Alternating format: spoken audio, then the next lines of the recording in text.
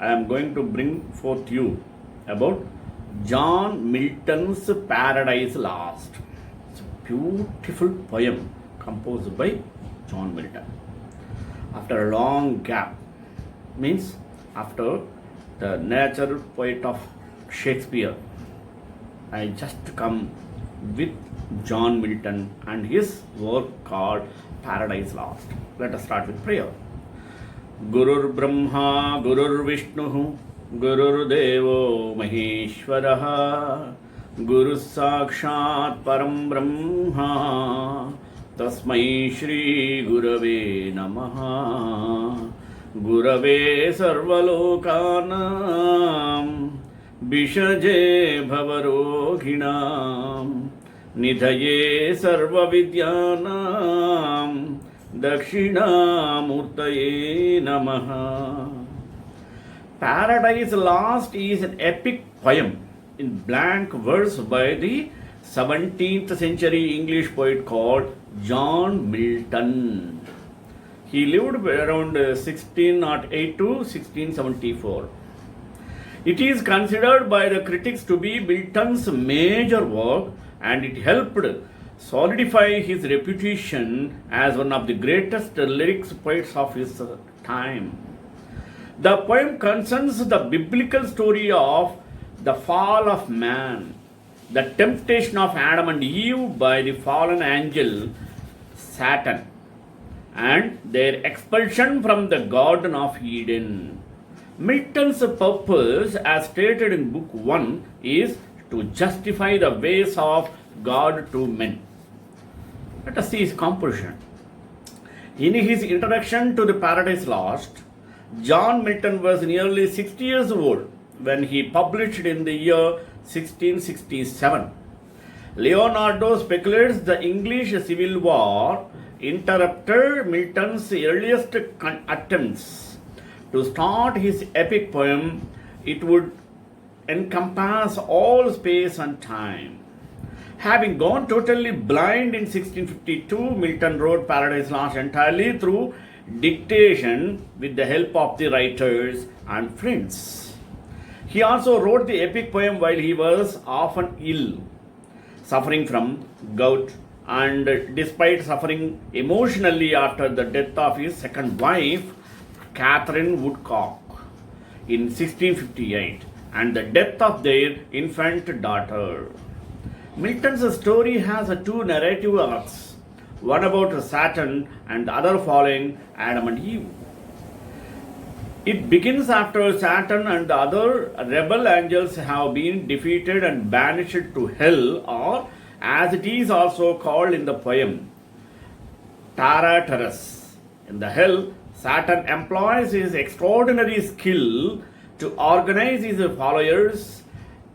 At the end of the debate, Satan voluntarily to corrupt the newly created earth and God's new and most favored creation for mankind.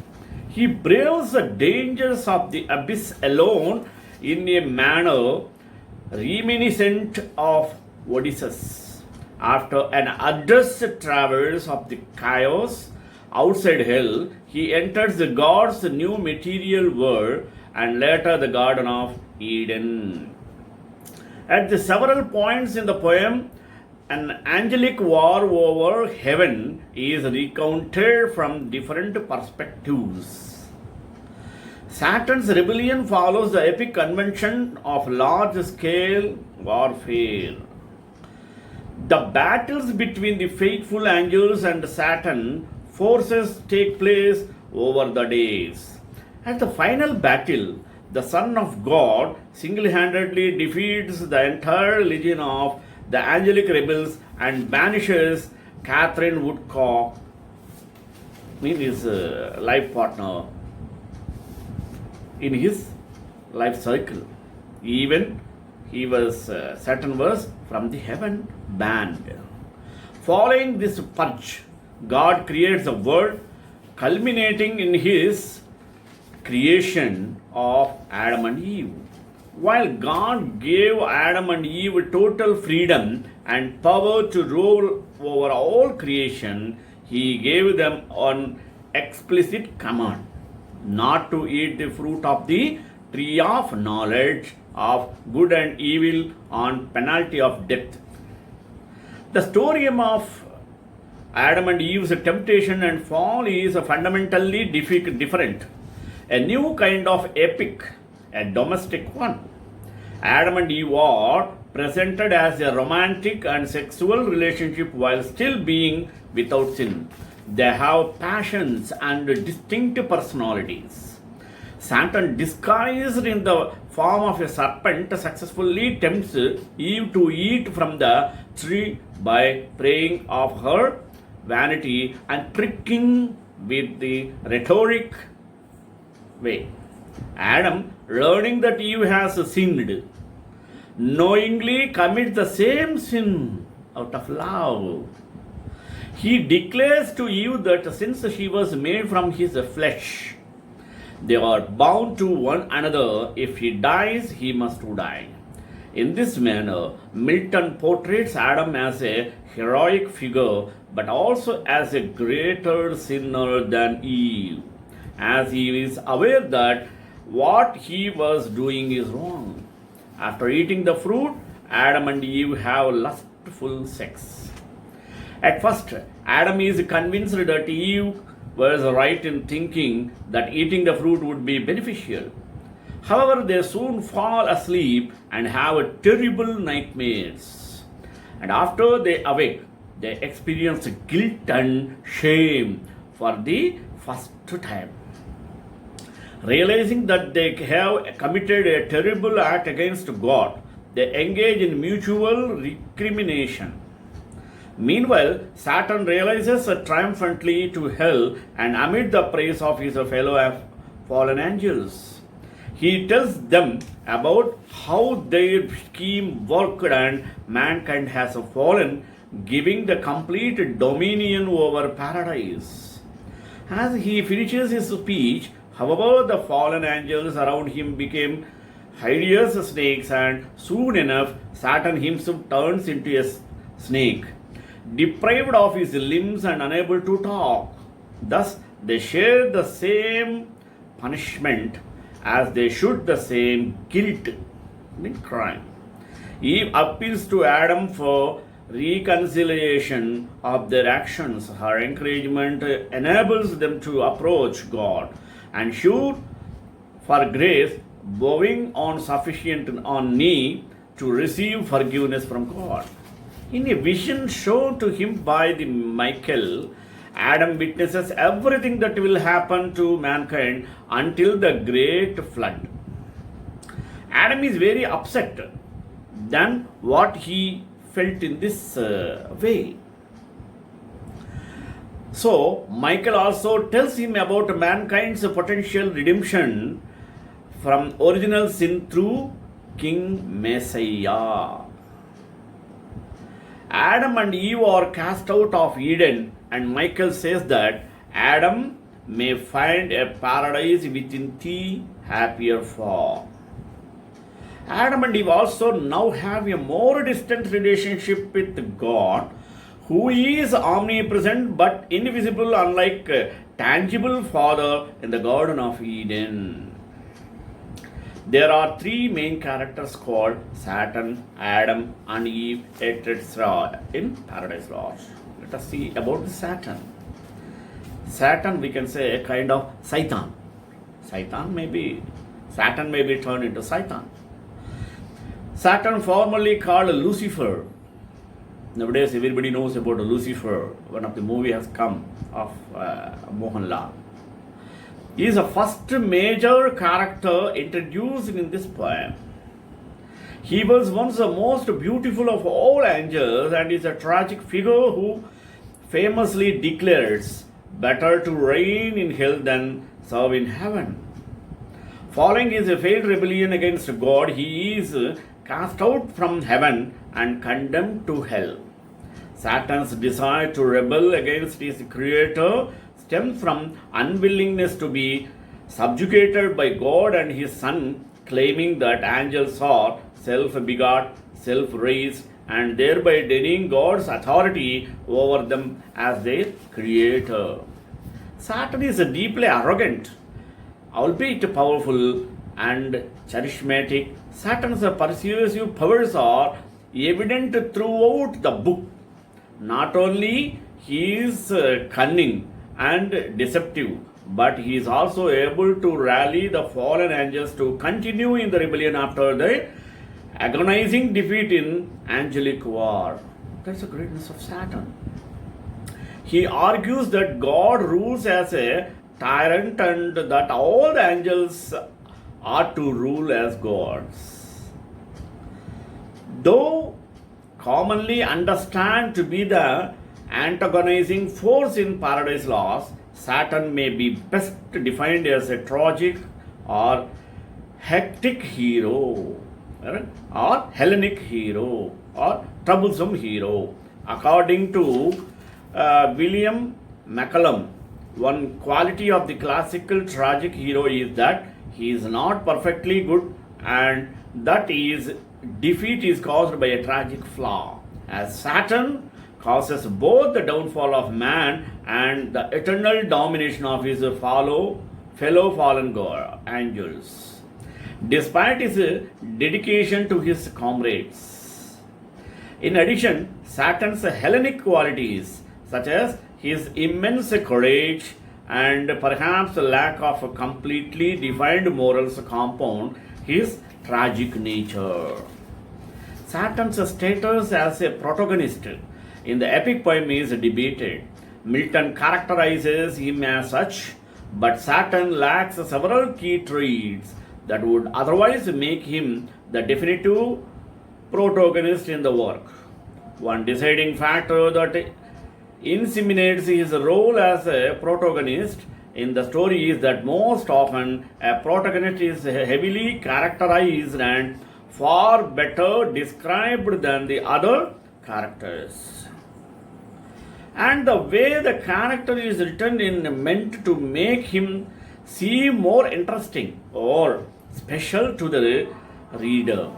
For that matter, for the reason, Saturn is both well described and depicted as being quite versatile in that he is shown as having the capacity to do evil while retaining his characteristic and sympathetic qualities, and thus it is this complete and relatable nature that makes him a likely candidate for the story's overarching protagonist.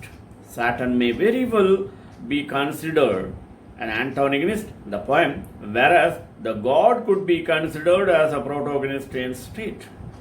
Saturn's status as a traditional hero in the work is similarly up to the debate on the term hero evokes different meanings depending on the time and person giving the definition and is thus a matter of contention within the text.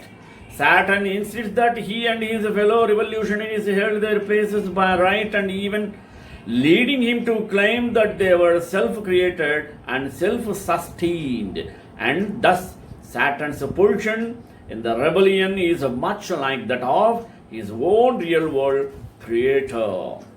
This is the chief reason, main reason, that readers often mistake Saturn as a hero, otherwise not.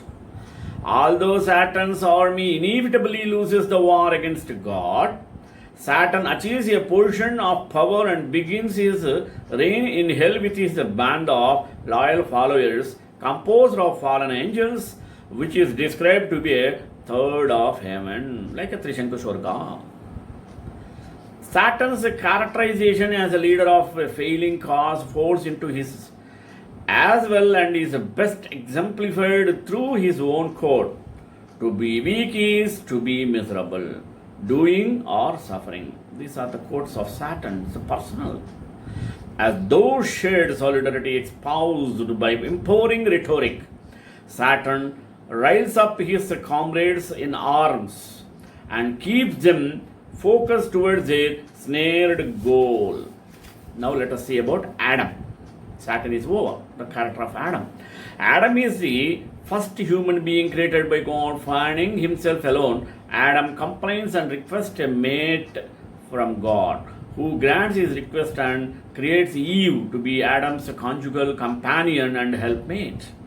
God appraises Adam and Eve most of all his creations and appoints them to rule over all the creatures of the world and to reside in the Garden of Eden. Adam is more gregarious than Eve and yearns for her company. His complete infatuation with Eve, while pure of itself, eventually contributes to his deciding to join her in disobedience to the God. Unlike the biblical Adam, before Milton's Adam leaves paradise, he is given a glimpse of the future of mankind by the Archangel Michael, including a synopsis of stories from the Old and New Testaments in Bible. Let us see the Eve, character of Eve. Eve is the second human created by God who takes one of Adam's ribs and shapes it into a female form of Adam. In Hindu mythology, we can say Ardhanarishwara Tattva. Not the traditional model of good wife, Milton's Eve is often unwilling to be submissive towards Adam. She is the more intelligent of the two and more curious about external ideas than her husband. Though happy, she longs for knowledge, specifically for self-knowledge. Her first act in existence is to turn away from the Adam to look at and ponder her own reflection. Eve is beautiful, and though she loves Adam, she may feel suffocated by his constant presence. She convinced Adam to separate for a time and work in different parts of the garden.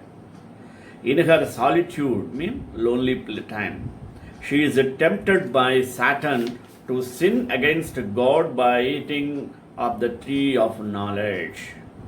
Soon thereafter, Adam follows even in support of her act. No, the Son of God. The Son of the God is a spirit who will become incarnate as Jesus, though he is never named explicitly because he has not yet entered human form. Milton believed in a subordinationist doctrine of Christology that regarded the Son as secondary to the Father and as God's great wise regent. Milton's God in paradise last refers to the Son as my word, my wisdom, and effectual might. The poem is not explicitly anti-Trinitarian, but it is consistent with Milton's convictions. The Son is the ultimate hero of the epic and is infinitely powerful. He single-handedly defeats Satan and his followers and drives them into hell. Sends them to hell. After their fall, the Son of God tells Adam and Eve about God's judgment. He, the Son, volunteers to journey into the world and become a man himself. Then he redeems the fall of man through his own sacrificial death and resurrection. In the final scene, a vision of salvation through the Son of God is revealed to Adam by Michael. Now, God the Father. God the Father is the creator of heaven, hell, the world of the everyone, and everything there is, though the agency of his Son. Milton presents God as all-powerful and all-knowing creative God, as an infinitely great being who cannot be overthrown by even the great army of angels, because he is omniscient also. Satan incites against him. Milton's stated purpose for the poem is to justify the ways of God to men, so he portrays God as often conversing about his plans and his emotions. Also, God insists the motives for his action with the Son of God. The poem shows God creating the world in the way Milton believed it was done. That is, God created heaven, earth, hell, and all the creatures that inhabit these separate planes from part of himself, not out nothing. Thus, according to Milton, the ultimate authority of God over all the things that happen derives from his being the author of all creation. Saturn tries to justify his rebellion by denying this aspect of God and claiming self creation, but he admits to himself the truth, otherwise, and that of God deserved no such return from me, whom he created what I was. Raphael. Raphael is a archangel who God sends to warn Adam of Satan's infiltration of Eden and to warn that Satan will try to curse the pair. Raphael also discusses at length with the curious Adam some details about the creation and about the events of transpired in heaven. Michael. Michael is a mighty archangel who fought for God in the angelistic war. In the first battle, he wounds Satan terribly with a powerful sword that God fashioned to cut through even substance of angels. After Adam and Eve disobey God by eating the fruit from the tree of knowledge, God sends angel Michael to visit them in the garden. Before he escorts them out of paradise, Michael shows out of pity and visions of the future that disclose an outline of Bible stories from that of Cain and Abel in Genesis through the story of Jesus in the New Testament. Motives marriage. Milton first presented Adam and Eve with the impartiality. The relationship between Adam and Eve is one of the mutual dependence, not a relation of domination or hierarchy. While the author placed Adam and Eve in his intellectual knowledge and in turn his relation to God, he granted Eve the benefit of the knowledge through her experience. There was a sacrifice for the roles of male and female. Adam and Eve unreservedly accept their designated roles, already planned roles. When examining the relationship between Adam and Eve, some critics apply either an Adam-centered or Eve-centered view of hierarchy and importance to God. David mimics argues by contract. The positions overstate the instances where Adam communicates directly with God, while Eve must go through Adam to God. Thus, some have described Adam as her guide. Idol worship. We can see even in the Paradise Lost about the idol worship what in our Indian tradition we follow it. Milton's 17th century contemporaries and Lodge emphasized his ideas and considered him as a radical, mostly because of his Protestant views on politics and religion.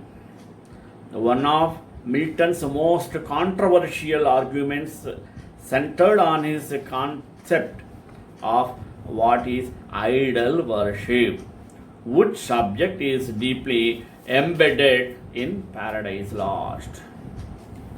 Milton's first criticism of idol worship in Paradise Lost, Adam tries to atone for his sins by offering to build altars to worship God.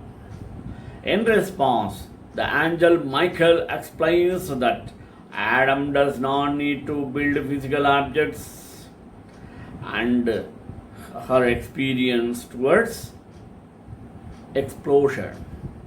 Milton objects to architecture. It is not a quality inherent in buildings themselves. He finds offensive, but rather their tendency to act as a convenient to which idol worship over time will inevitably adhere.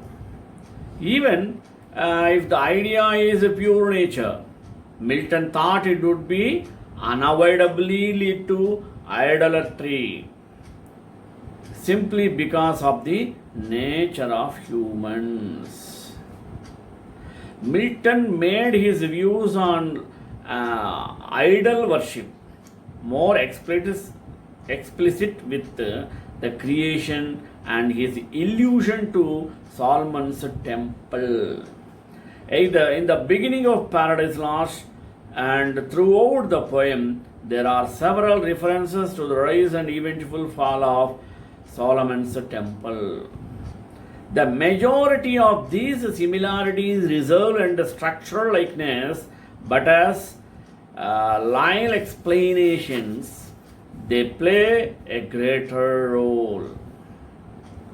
This comparison best represents Milton's Protestant views, not Catholic views, as it rejects both the purely Catholic perspective and the pagan perspective. In addition to rejecting Catholicism, Milton revolted against the idea of a monarch ruling by divine right. He saw the practice as idol worship. It concludes that the theme of idol worship in Paradise Lost is an exaggerated version of the idolatry Milton had long associated with the Stuart ideology of divine kingship. In this way, John Milton brought his views, his creativity by creating his best poem called Paradise Lost. So one of the beautiful poem. I think every degree student might have come across it. So one of the beautiful poem.